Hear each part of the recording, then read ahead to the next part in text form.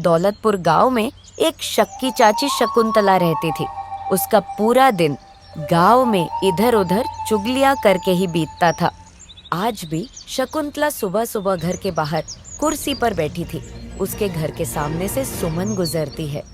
तभी शकुंतला चिल्लाते हुए पूरी गली को सुनाती हुई बोलती है, अरे सुमन, सुना तूने?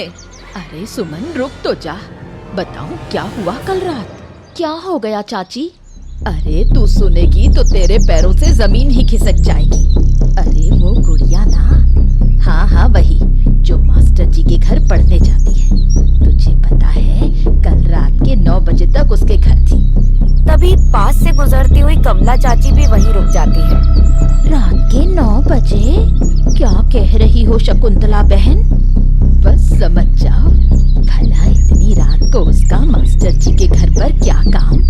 पढ़ाई के बहाने तो यहाँ पर और ही खिचड़ी पक रही है। दोनों हल्के से हंसने लगती है, लेकिन सुमन को इस बात पर यकीन नहीं हो रहा था। अरे पर वो तो मेडिकल की पढ़ाई कर रही है, डॉक्टर। सब बहाने हैं बस। हमारे जमाने में लड़कियाँ 7 बजे तक घर में होती थी, ये तो 9 बजे तक। मास्टर जी के घर में भला क्या काम?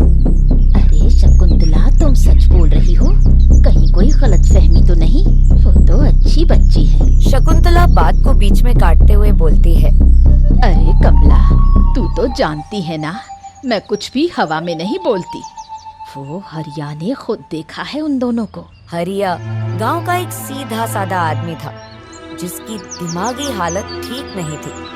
अरे हरिया की बात पर क्या भरोसा करना, वो तो पागल है, कुछ भी बोलता है। अरे वो झूठ थोड़ी बोलेगा, उसने देखा होगा तभी ना। अब मैं झूठ थोड़ी बोल रही हूँ, भगवान झूठ ना बुलवाए। गुड़िया 19 साल की लड़की थी जिसका सपना डॉक्टर बनने का था।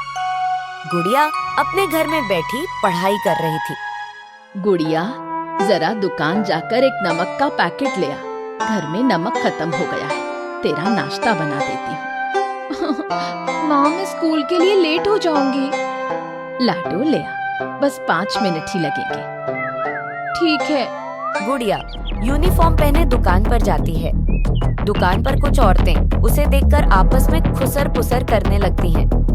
गुड़िया को औरतों का ये व्यवहार देखकर कुछ समझ नहीं आता। गुड़िया उनकी बातें सुनने की कोशिश करती है। एक औरत दूसरी औरत से कह रही थी, अब देखो कैसे शरीफ बन रही है, कल रात को मास्टर के घर पर पता नहीं क्या कर रही थी। गुड़िया को औरतों की बात सुनकर गुस्सा आ जाता है। आप ये कैसी बातें कर रही हैं? आपको ये सब किसने कहा? अरे सारा गांव जानता है, शकुंतला आंटी ने तुम्हें खुद देखा है देर रात मास्टर के घर से निकलते हुए। गुड़िया वहाँ से गुस्से में अपने घर की तरफ आ जाती है। घर पर आकर गुड़िया बहुत परेशान थी। माँ के पूछने पर भी कुछ जवाब नहीं देती है। गुड़िया मन ही मन सोचती है, इन गांव वालों की फालतू बातों से मेरी पढ़ाई पर कोई असर नहीं होना चाहिए। इस बारे में रमेश सर से बात करनी होगी। गुड़िया अपना बैग उठा स्कूल के लिए निकल जाती है। गुड़िया स्कूल पहुँच सीधा रमेश सर के पास जाती है। सर, मुझे आपसे बात करनी है। अरे गुड़िया, क्या हुआ? गांव वाले लोग हमारे बारे में गलत बातें कर रहे हैं। क्या? किसने कहा तुमसे? कौन हमेशा कहता है? शकुंतला आंटी। ओहो, ये औरत ना सिर्फ बकवास करती है। लेकिन बात क्या हुई? तुम मुझे पूरी बात तो बताओ। मैं उस टेस्ट की तैयारी करते करते लेट हो गई थी। 6:30 हो गए थे। आपने बोला था टेस्ट कंप्लीट करके जाओ। हाँ, मुझे याद है, लेकिन मैंने तुम्हारे पापा से भी बोला था, तो इसमें गलत बात क्या हो गई गुड़िया? गलत कुछ नहीं, पर लोग गलत बोल रहे हैं। पड़ोसियों की बातें सुन के पापा भी चुप हो गए हैं। ओहो गुड़िया, देखो तुम मेरी छोटी बहन की तरह हो। मैं जानता हूँ कि तुम्हारे लिए डॉक्टर बनने का सपना कितना जरूरी है। मैं नहीं चाहता कि किसी की बातों से तुम्हारी पढ़ाई पर कोई असर आए। तुम चिंता मत करो, मैं शकुंतला चाची से बात करूंगा। ये सब फालतू की बातें करते हैं। शाम को रमेश स्कूल के बाद शकुंतला चाची के घर आता है। राम राम चाची। चाची, ये गांव में कैसी बातें हो रही हैं? कैसी बातें? भाई गांव है, गांव में लोग रहते हैं, लोग तो बातें करेंगे ही। तुम्हारा ख्याल है कोई कुछ बोले ही ना? चाची, मैं गुड़िया की बात कर रहा हूँ। ये आपसे किसने कहा? मैंने तो कुछ नहीं कहा, जो देखा सुना वही कहा है। भगवान झूठ ना बुलवाए। देखो चाची, आपको गुड़िया के बारे में ऐसी बात नहीं करनी चाहिए थी। वो मेरी छोटी बहन की तरह है। कभी कभी पढ़ाई के लिए मेरे घर आ जाती है, तो इसमें क्या गलत हो गया? तो इसमें मेरी क्या गलती? शकुंतला ही सबको बुरी लगती है, कोई है नहीं ना मेरा, इसलिए सब मुझ पर इल्जाम लगाने आ जाते हैं। रमेश वहाँ से गुस्से में उठकर चला जाता है। गुड़िया अपने घर में बैठी अपनी पढ़ाई पर ध्यान देने की कोशिश कर रही होती है, लेकिन गांव वालों की बातें उसे परेशान कर रही थी। बिस्तर पर बैठी है, उसके सामने खुली किताबें हैं, लेकिन पढ़ाई में मन नहीं लग रहा। उसकी माँ रसोई में रोटियां सेंक रही होती हैं। तभी बाहर से उसके पापा तेजी से आते हैं। गुड़िया के पापा के चेहरे पर गुस्सा छाया था। बाला का गुस्से से भरा चेहरा देख गुड़िया की माँ उससे सवाल करती है, ओ जी, क्या हुआ? आप ऐसे गुस्से में क्यों हैं? अब मेरे गुस्से को छोड़ो। बस गुड़िया से कहना कि आज के बाद वो स्कूल ना जावेगी और बिना काम के घर के बाहर निकलने की जरूरत नहीं है। जब देखो तब। गुड़िया बाला की ये सारी बात सुन लेती है। पापा, ये क्या कह रहे हैं आप? आप तो हमेशा मुझे पढ़ाई में आगे बढ़ने का हौसला देते आए हैं। अचानक क्या बात हो गई? अचानक? अरे हमारी इज्जत पर सवाल भी तो अचानक ही आया है ना। हर गांव के हर आदमी की जुबान पर तुम्हारा नाम है। लोग तरह तरह की बातें बना रहे हैं। गजब बात करती हो तुम। गुड़िया अपनी आंखों में आंसू लिए अपने पापा को समझाने की कोशिश करती है। लेकिन आपको तो सब जानते हैं, मैंने कोई गलत काम नहीं किया है। और लोगों का क्या है? लोगों का तो काम ही है बातें बनाना। कुछ दिन बातें करेंगे और फिर इन्हें कोई और मुद्दा मिल जाएगा। इन लोगों की वजह से अपनी पढ़ाई को नहीं छोड़ सकती। ये कुछ दिनों की बात नहीं है, अब बात बहुत आगे बढ़ गई है। अब गांव के लोग इस मामले पर पंचायत बिठाने की बात कर रहे हैं। पंचायत की बात सुनकर गुड़िया की माँ तुरंत इस बात पर घबरा जाती है। अरे, ये पंचायत किस बात की? ये हमारे घर का मामला है। इस मामले को पंचायत में ले जाने की क्या जरूरत है? अरे अब ये हमारे घर का मामला नहीं रहा। शकुंतला चाची ने पूरे गांव में बात फैला फैला कर इसे गांव की इज्जत का मामला बना दिया है। गांव में अब रमेश मास्टर पर कार्रवाई करने की बात हो रही है। इसीलिए मैं कह रहा हूँ कि गुड़िया आज के बाद घर के बाहर ना जावेगी और स्कूल तो बिल्कुल ना जावेगी। बस। सुनीता और गुड़िया बाला की यह बात सुनकर बहुत परेशान हो जाती है। जहाँ सुनीता गांव में बात फैलने को लेकर परेशान थी, वहीं गुड़िया को इस बात की कोई फिक्र नहीं थी। लेकिन उसकी परेशानी की वजह उसकी पढ़ाई में रुकावट थी। गुड़िया किसी भी सूरत में अपना सपना खोना नहीं चाहती थी। उसका डॉक्टर बनने का सपना है जो उसकी जिंदगी का मकसद था। वहीं दूसरी तरफ शकुंतला चाची को अपने किए का बिल्कुल पछतावा नहीं था। उनकी ये चुगलखोरी और झूठ बोलने की आदत रोज बढ़ती जा रही थी। उन्हें ये बिल्कुल भी एहसास नहीं था कि ये आदत लोगों का कितना बड़ा नुकसान कर सकती है। अब गुड़िया और रमेश के मामले पर जल्दी गांव में पंचायत बैठने वाली थी, लेकिन पंचायत से कुछ ही दिन पहले गांव में चोरी हो जाती है। गांव में चोरी की जांच शुरू हो गई थी। सब तरफ सब लोग बहुत चौकन्ने थे। शकुंतला अपने घर के बाहर बैठी थी, तभी सुमन उसके पास जाती है और कहती है, अरे शकुंतला चाची, सुना तुमने? कल रात गोपाल काका के घर पर चोरी हुई है। मुझे समझ नहीं आता चोर गांव में कैसे घुस गए। आज तक कभी नहीं हुआ। अरे हाँ हाँ, मैंने भी सुना चोरी के बारे में। और ये क्या तुम बाहर का आदमी कह रही हो? मैं जानती हूँ ये किसी बाहर वाले का काम नहीं है, ये तो गांव में किसी अपने का काम है। अरे क्या कह रही हो चाची? गांव के किसी अपने का काम है? गांव में भला ऐसा कौन कर सकता है? अरे सुमन, करने को तो कोई भी कुछ भी कर सकता है, इसमें कौन सी बड़ी बात है। और हाँ, भगवान झूठ ना बुलवाए, मैंने तो चोर को रंगे हाथों देखा है। अरे चाची, तुम जानती हो चोर कौन था? अरे भाई, मैं घर में रहती हूँ अकेली, कभी कभी रात को नींद नहीं आती है तो ऐसे ही बाहर टहलने के लिए निकल जाती हूँ। तो कल रात भी मैं ऐसे ही घर के बाहर टहल रही थी, मैंने देखा। मैं क्या बताऊं तुम्हें। अरे हाय चाची, कौन था चोर? अरे भाई, भगवान मुझे मुझे झूठ ना बुलवाए, लेकिन वो अपना हरिया है ना, उसी को मैंने, उसके साथ 2 और लोग भी थे, गोपाल के घर के बाहर, यकीनन चोरी उसने ही की है। क्या कह रही हो चाची? हरिया तो बेचारा सीधा साधा है, उसे चोरी करके क्या फायदा ना, बेचारे को चोरी करने की इतनी अकल है। अरे तुम नहीं जानती, वो ऊपर से मासूम बनता है लेकिन अंदर से बहुत तेज है। खूब अच्छी तरह से जानती हूँ मैं ऐसे लोगों को। शकुंतला ये सारी बात पुलिस वालों को बता देती है और फिर पुलिस हरिया को पकड़कर जेल ले जाती है। इधर कुछ ही दिनों में रमेश और गुड़िया के मामले पर भी पंचायत बैठ गई थी। पंचायत में सरपंच लोगों की बात सुन रहे थे। हर कोई अपनी तरफ से कुछ कह रहा था। किसी को रमेश मास्टर पर शक था तो कोई गुड़िया के पक्ष में बोल रहा था।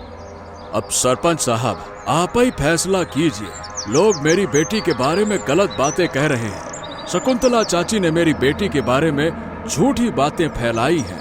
अजी भगवान झूठ ना बुलवाए, मैंने क्या झूठ बोला? मुझे तो जो बताया गया मैंने वही कहा है। मैं कौन सा अपने से कुछ बोल रही हूँ। मुखिया जी सब लोगों की बातें सुन रहे थे। शांत हो जाओ, शांत हो जाओ, शांत हो जाओ बाला। सबकी बातें सुनकर ही फैसला किया जाएगा और सच झूठ का पर्दाफाश यही होगा। हाँ, क्यों शकुंतला बहन, क्या कहना है तुम्हारा? तुम्हें किसने कहा था, बताओ। जी मुखिया जी, वो हरिया था। उसी ने उस दिन मास्टर जी और बाला की गुड़िया को देखा था। गुड़िया बहुत देर रात तक मास्टर जी के घर पर थी। यानी कि तुमने हरिया की बात सुनकर ये बात फैलाई, है ना? मुखिया जी, मेरी बेटी पढ़ाई में बहुत होशियार है। वो डॉक्टर बनना चाहती है और इसीलिए कभी कभार पढ़ाई में मदद के लिए मास्टर जी के घर चली जाती है। लेकिन जब भी जाती है तो मुझसे या अपनी माँ से पूछ कर जाती है। मुखिया जी, मैं आपसे एक बात साफ साफ कहना चाहता हूँ कि ये गुड़िया मेरी छोटी बहन की तरह है और अगर उसे मुझसे पढ़ाई में कुछ मदद चाहिए होती है तो मैं उसकी मदद कर देता हूँ। इसके अलावा और कोई बात नहीं है। और शकुंतला चाची ने जो भी बात गांव में फैलाई वो सब झूठ है। इससे गुड़िया की पढ़ाई का बहुत नुकसान हुआ है। चाची ने मेरी और गुड़िया की इज्जत को खराब करने की कोशिश की है। ये सारी बातें सुनने के बाद भी शकुंतला अपनी बात से टस से मस होने को तैयार नहीं थी। वो अपने झूठ को सच साबित करने के लिए डटी हुई थी। लो जी देखो, खुद ही मान रहे हैं कि रात रात भर गुड़िया इनके घर पर होती है। अब इसमें मेरी क्या गलती? हम तो जो देखेंगे वही सच मानेंगे ना। तभी वहाँ पर शकुंतला का बेटा और बहू आ जाते हैं। असल में शकुंतला का बेटा और बहू कुछ साल पहले ही गांव छोड़कर शहर चले गए थे। शकुंतला की यही झूठ और चुगलखोरी की आदत से परेशान होकर शकुंतला का बेटा करण अपनी पत्नी मीता को लेकर शहर चला गया था। अरे बस कर दो माँ, अपने झूठ को सच साबित करने के लिए और कितने झूठ बोलोगी? झूठ पे झूठ, झूठ पे झूठ, क्या है ये? अरे बेटा तुम लौट आए। मैं आपके लिए नहीं, सच के लिए लौटा हूँ। करण मुखिया जी को सारी सच्चाई बताता है। मुखिया जी, मेरा एक दोस्त पुलिस स्टेशन में काम करता है। मैं कल उससे मिलने के लिए गया तो वहाँ पर हरिया को जेल में देखा। पूछने पर पता चला कि हरिया ने गांव में गोपाल काका के घर पर चोरी की है। मेरा दिल ये बात मानने को तैयार ही नहीं था कि हरिया किसी के घर में भला चोरी कैसे कर सकता है। लेकिन जांच की तो पता चला कि माँ ने ही उसे पकड़वाया है। बस तभी मैं समझ गया था कि हरिया सच बोल रहा था। लेकिन इस खेल की असली कहानी तो मुझे यहाँ आकर पता चली। खेल? ये किस खेल की बात कर रहे हो बेटा? मुखिया जी मुझे माफ कीजिएगा, लेकिन मेरी माँ ने हरिया और गुड़िया के बारे में जो भी कहा वो झूठ है। असल में हरिया ने उस दिन कोई चोरी नहीं की थी और ना ही गुड़िया के बारे में कुछ कहा था। और जब गांव में पंचायत बैठाने का फैसला हुआ तो माँ ने अपना झूठ सच में साबित करने के लिए हरिया को ही सबसे पहले पुलिस में पकड़ा दिया, ताकि माँ अपने हिसाब से कोई भी कहानी बताकर अपने आप को निर्दोष साबित कर सके और हरिया को फंसा सके। करण हरिया को पंचायत के सामने पेश करता है। तो बताओ हरिया, तुमने उस दिन शकुंतला बहन से गुड़िया के बारे में क्या कहा था? जी मैं कुछ नहीं जानता, मैं तो गरीब लाचार हूँ। मैंने तो बस यही कहा था कि मास्टर जी गुड़िया की पढ़ाई में मदद करते हैं, और जब गुड़िया डॉक्टर बन जाएगी तो वो मेरा भी इलाज कर देगी, तो मैं बिल्कुल ठीक हो जाऊंगा। फिर कोई मुझे पागल नहीं कहेगा। बस यही कहा था। ये बात सुनते ही सारे गांव वाले चुप हो जाते हैं, लेकिन शकुंतला अभी भी अपनी बात से पीछे हटने को तैयार नहीं थी। अरे ये तो पगला है, इसकी बात पर क्या विश्वास करना। तभी करण अपनी माँ को चुप करवाते हुए बीच में टोक देता है। ओहो, बस कर दो माँ, बस। और कितना झूठ बोलोगी? सालों पहले तुम्हारे यही झूठ से परेशान होकर हम लोग घर छोड़कर चले गए थे, और ये गांव वालों ने तुम्हें अपना समझा, और तुम चाहती हो कि ये भी तुमको छोड़ दें। करण की ये बात सुनकर शकुंतला को अपनी गलती का एहसास होने लगता है। वो तुरंत ही बाला के पैरों में गिर जाती है। मुझे माफ कर दो बाला, मैंने तुम्हारी सच्ची बेटी पर झूठा इल्जाम लगाया। मैंने कभी ये सोचा ही नहीं कि मेरे इस झूठ से तुम लोगों की जिंदगी पर क्या असर होगा। शकुंतला रमेश और गुड़िया से भी माफी मांगती है। अब बस बस बस बस। देखिए, आप लोगों से नहीं बल्कि हरिया से माफी मांगी। उस बेकसूर को आपने बहुत तकलीफ पहुंचाई है। शकुंतला अपनी गलती मान सब लोगों से माफी मांगती है। पंचायत खत्म हो जाती है। इस कहानी से हमें यही सीख मिलती है कि चुगलखोरी करना बहुत बुरी बात है। किसी के बोले गए एक झूठ से किसी को बहुत बड़ा नुकसान हो सकता है। ऐसे और भी मजेदार वीडियो देखने के लिए हमारे YouTube चैनल दादी माँ की कहानियाँ को सब्सक्राइब करें